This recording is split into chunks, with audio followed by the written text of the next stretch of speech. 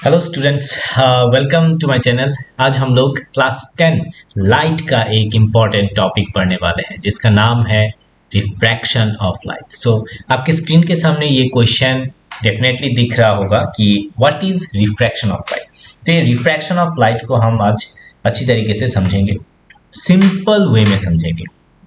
Main बात यही है, ठीक है। तो रिफ्रैक्शन ऑफ लाइट क्या है वो आज हम लोग देखते हैं। उसके रिलेटेड कुछ फॉर्मूलाज भी देखेंगे और मैं ये 100% गारंटी के साथ बोल सकता हूँ कि 2024 क्लास 10 बोर्ड एग्जाम में इस टॉपिक से 100% क्वेश्चन आने वाला है। और आज के वीडियो में एक ऐसा मैं डिस्क्रिप्शन देने वाला हूँ, सिंपल वे में इसको समझाने वाला हूँ कि एक भी क्वेश्चन नहीं छूटेगा, गारंटी के साथ एक भी क्वेश्चन नहीं छूटेगा। 100% गारंटी है मेरा, क्योंकि इतने सालों से जब मैं देख के आ रहा हूँ कि किस तरीके का क्वेश्चन आ रहा है, सेम तरीके का क्वेश्चन रिपीट हो रहा है थोड़ा घुमा के। बट अगर हम लोग ये रिफ्रैक्शन ऑफ लाइट का जो मेन फंडा है, सिंपल वे में अगर हम लोग दिमाग के अंदर घुसा सकते हैं तो ये सब क्वेश्चन इजीली सॉल्व हो जाएगा, ठीक है। तो आज हम लोग देखते हैं कि रिफ्रैक्शन ऑफ लाइट क्या है। सबसे पहले रिफ्लेक्शन मतलब क्या है, जहां पे एक मिरर रहेगा और लाइट आके बाउंस बैक होगा। बट रिफ्रैक्शन ऑफ लाइट में ऐसा नहीं है। रिफ्रैक्शन ऑफ लाइट में कुछ अलग तरीके का कुछ होता है। जैसे कि अगर हम लोग मान लेते हैं कि ये एक जैसे कि यहाँ पे एयर है और ये जगह है, नीचे का जगह है वाटर, ठीक है, एयर वाटर। तो अगर एक रे ऑफ लाइट, ठीक है, अगर एक रे ऑफ लाइट इस तरीके से गिरता है यहाँ पे, तो जनरली हम लोग को क्या पता है कि लाइट जो है always travels in a straight line, straight line में ट्रेवल करता है, हम लोग को इतना पता है, ठीक है। बट रिफ्रैक्शन ऑफ लाइट में स्ट्रेट लाइन नहीं होगा। एक्चुअली बात ये था कि स्ट्रेट लाइन में लाइट ट्रेवल करता है, एक्चुअली ये करेक्ट है, बट ये एक ही सिंगल मीडियम में करता है। जब भी रिफ्रैक्शन का बात आएगा तब यहाँ पे दो मीडियम आएगा। क्या आएगा? टू मीडियम, ठीक है। मीडियम यानी कि जैसे कि एक एग्जांपल देता हूं, एयर एक मीडियम है, वाटर एक मीडियम है, वैक्स मोम एक मीडियम है, केरोसिन एक मीडियम है, पेट्रोल एक मीडियम है, ठीक है। इस तरीके का मीडियम हम लोग बोलते हैं।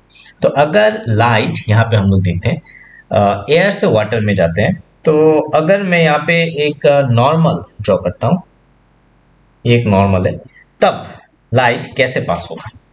जाना चाहिए था कैसे? इस तरीके से स्ट्रेट लाइन में जाना चाहिए था। क्या स्ट्रेट लाइन में जाएगा? नहीं जाएगा, वो जाएगा इस तरीके से। दैट मीन्स यहाँ पे क्या हुआ? बेंडिंग ऑफ लाइट हुआ, है कि नहीं? तो बेंडिंग ऑफ लाइट फेनोमेना को हम लोग क्या बोलते हैं? Refraction of light. तो रिफ्रैक्शन ऑफ लाइट होने के लिए क्या चाहिए? दो मीडियम चाहिए, है कि नहीं? एक यहाँ पे एयर है, एक यहाँ पे वाटर है। दैट मीन्स हम लोग लिख सकते हैं कि नहीं, बेंडिंग ऑफ लाइट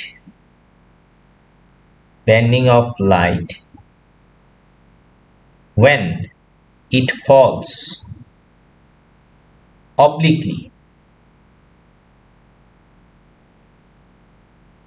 गिरा है कि नहीं? एंगल करके गिरा है। Bending of light when light passes, यहाँ पे दिख रहा है, when light passes from one medium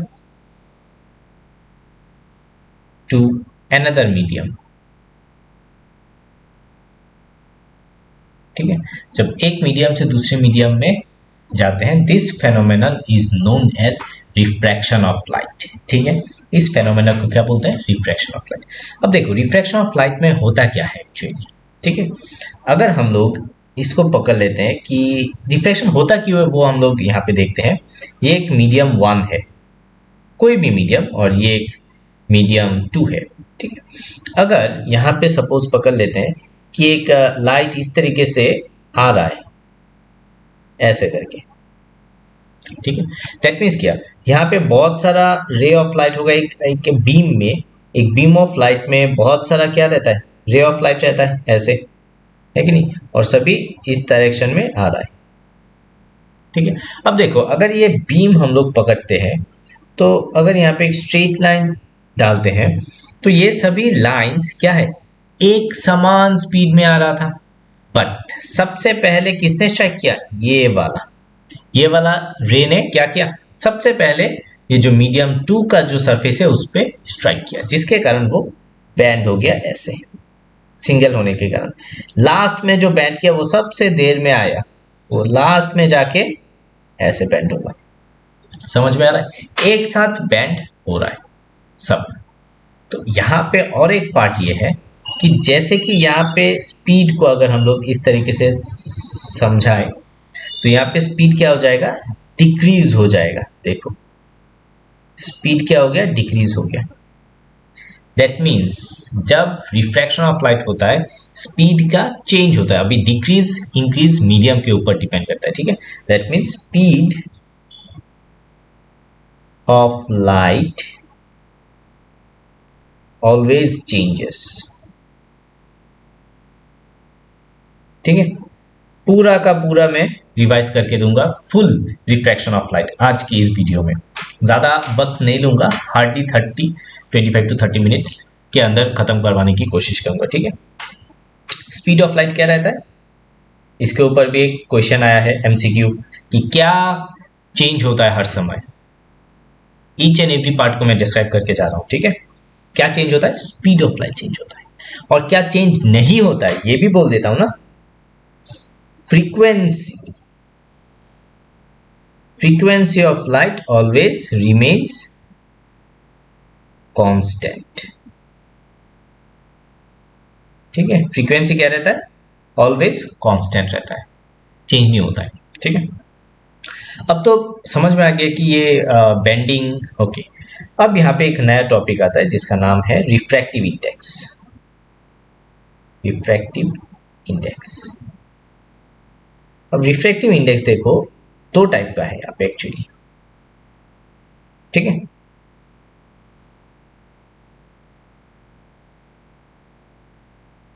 okay, refractive index are of two types. First of all क्या है, एब्सोल्यूट, ध्यान से देखना, एब्सोल्यूट रिफ्रैक्टिव इंडेक्स RI में लिखता हूं। नंबर 2, अच्छा, एब्सोल्यूट रिफ्रैक्टिव इंडेक्स और एक क्या है, relative refractive index. Relative refractive index क्या है ये दोनों। एब्सोल्यूट मतलब देखो ध्यान से देखना, अगर रे ऑफ लाइट एयर और वैक्यूम से किसी भी मीडियम में ट्रेवल करता है तब होता है एब्सोल्यूट। और अगर कोई भी रे ऑफ लाइट एक मीडियम से, मीडियम 1 से मीडियम 2 में ट्रेवल करता है तब आता है रिलेटिव। समझ में आया, इतना सिंपल, पार्टीशन डाल देता हूं, सिंपल। ठीक है, अब सपोज एयर से किसी भी मीडियम में यहाँ पे आ रहा है और ये है नॉर्मल। ठीक है, तब ये बैंड हो जाएगा टुवर्ड द नॉर्मल। ठीक है, टुवर्ड द नॉर्मल। अब यहाँ पे भी बैंडिंग हो सकता है इस तरीके से। ठीक है, अब बैंडिंग इस साइड में होगा या फिर उस साइड में होगा ये डिपेंड करेंगे बाद में, धीरे धीरे आता हूं। ठीक है, एक एक करके। तो यहाँ पे क्या आ रहा है, एयर टू मीडियम और यहाँ पे मीडियम 1 टू मीडियम 2, तब रिलेटिव दो पार्ट में है, रिलेटिव रिलेट करना है दो मीडियम का रिलेटिव। और एब्सोल्यूट मतलब सिंपल, एक इसी मीडियम का रिफ्रैक्टिव इंडेक्स निकलेगा तब। क्यों, क्योंकि ये जो वैक्यूम का है, वैक्यूम का रिफ्रैक्टिव इंडेक्स 1 है। ठीक है, ऑलवेज 1 रहता है। तो मीडियम का रिफ्रैक्टिव इंडेक्स हम लोग को पता करना है यहाँ से। ठीक है, एब्सोल्यूट से। सो अब देखो, अगर हम लोग यहाँ से म्यू यानी कि रिफ्रैक्टिव इंडेक्स लिखते हैं, म्यू इक्वल टू, म्यू देखो मीडियम का होगा। ठीक है, mu medium is equal to speed of light के बेसिस पे होगा। ठीक है, speed of light in air by speed of light in vacuum, क्योंकि दोनों, सॉरी, एयर बाय मीडियम, ये मीडियम में है। ठीक है, MED, और ये C मतलब वैक्यूम में। अभी वैक्यूम में स्पीड ऑफ लाइट हम लोग को पता है which is 3 into 10⁸ divided by v। तो ये बन जाएगा उस मीडियम का रिफ्रैक्टिव इंडेक्स, ठीक है।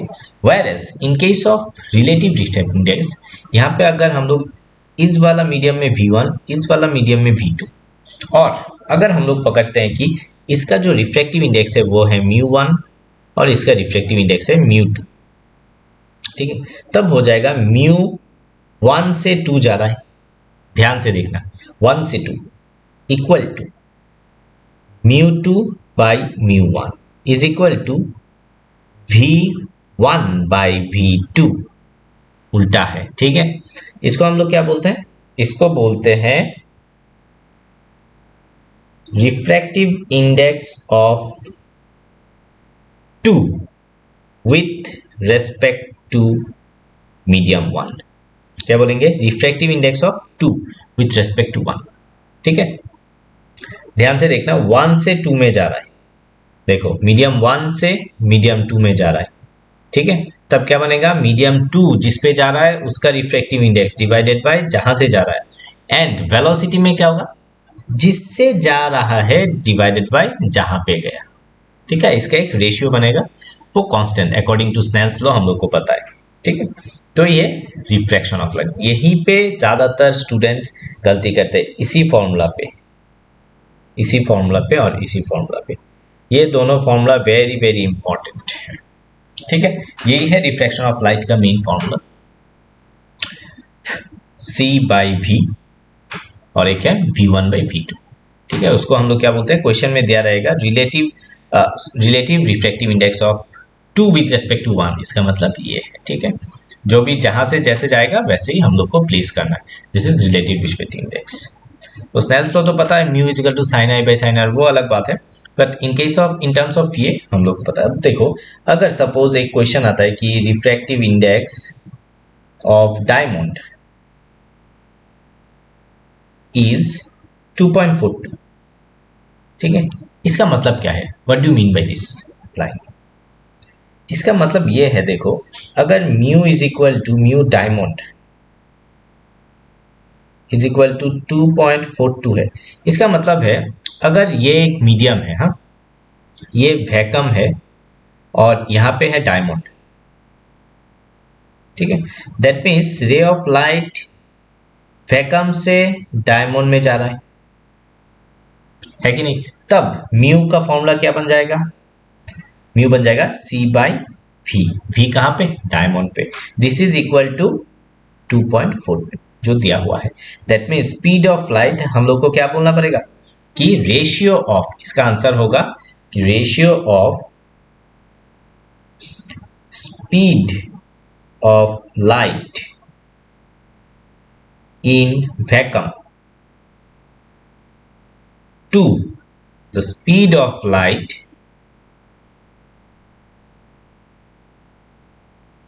इन डायमंड, ठीक है ना, इज 2.42। ये हो जाएगा अल्टीमेट आंसर। समझ में आ रहा है क्या है ये इसका आंसर। प्रीवियस ईयर खोल के देख लो, ये क्वेश्चन आया है और इसी टाइप का क्वेश्चन बहुत बार आया है। जैसे कि ग्लास का जो रिफ्रैक्टिव इंडेक्स है म्यू, कुछ कॉमन रिफ्रैक्टिव इंडेक्स में बोल के दे रहा हूँ 1.5 है, उसके बाद म्यू वाटर का है 1.33, ठीक है, डायमंड का तो ऑलरेडी बोल के दिया। इसका मतलब ये है कि वैक्यूम से उसमें जा रहा है। अब यहाँ पे आता है डेंसर मीडियम, रेयर मीडियम, ठीक है। अच्छा, रिफ्रैक्टिव इंडेक्स क्या देता है एक्चुअली, रिफ्रैक्टिव इंडेक्स क्या रिप्रेजेंट करता है। रिफ्रैक्टिव इंडेक्स ज़्यादा होना मतलब बेंडिंग कैपेसिटी, उस मीडियम में रे ऑफ लाइट का बेंडिंग ज़्यादा होगा, ठीक है, बेंडिंग ऑफ लाइट रिप्रेजेंट करता है। ज़्यादा रिफ्रैक्टिव इंडेक्स मतलब रिफ्रैक्टिव इंडेक्स अगर ज़्यादा होगा तो बेंडिंग भी ज़्यादा होगा, बेंडिंग ऑफ लाइट भी ज़्यादा होगा, ठीक है। ओके, बस यही तो है रिफ्रैक्टिव इंडेक्स रिलेटेड। अब ये दोनों यहाँ पे कुछ फॉर्मूलाज मिल गया जो मैंने स्टार मार्क दे के रखा है। ये फॉर्मूलाज बहुत इंपॉर्टेंट है, फॉर्मूला को थोड़ा लिख लो अच्छी तरीके से, ये लाइन के साथ लिख लो, ये लाइन बहुत इंपॉर्टेंट है, लाइन ऐसा ही पूछेगा question. Refractive index, bending of light, इसके ऊपर ही जनरली क्वेश्चन आता है। ओके, और मुझे नहीं लगता कुछ यहाँ से छूटा है, तो आप लोग अभी रिफ्रैक्शन ऑफ लाइट को बुक से पढ़िए, कोई भी बुक, एनसीईआरटी बुक ले लीजिए, वहाँ से क्वेश्चन सॉल्व कर सकते हैं। जितना मैंने पढ़ाया उतना उस पार्ट से क्वेश्चन डेफिनेटली आप लोग सॉल्व कर सकते हैं। तो ये था refraction of light, bending phenomena. I hope आप लोगों को अच्छा लगा होगा। Bending of light simple way में जितना भी हो सके मैं समझा पाया हूँ वो अच्छा है। So thank you for watching this video, and definitely आप लोग कमेंट कर सकते हैं, मुझे अच्छा लगेगा। अगर आप लोगों को कुछ डाउट डेफिनेटली निकलेगा तो ठीक है। Okay, thank you.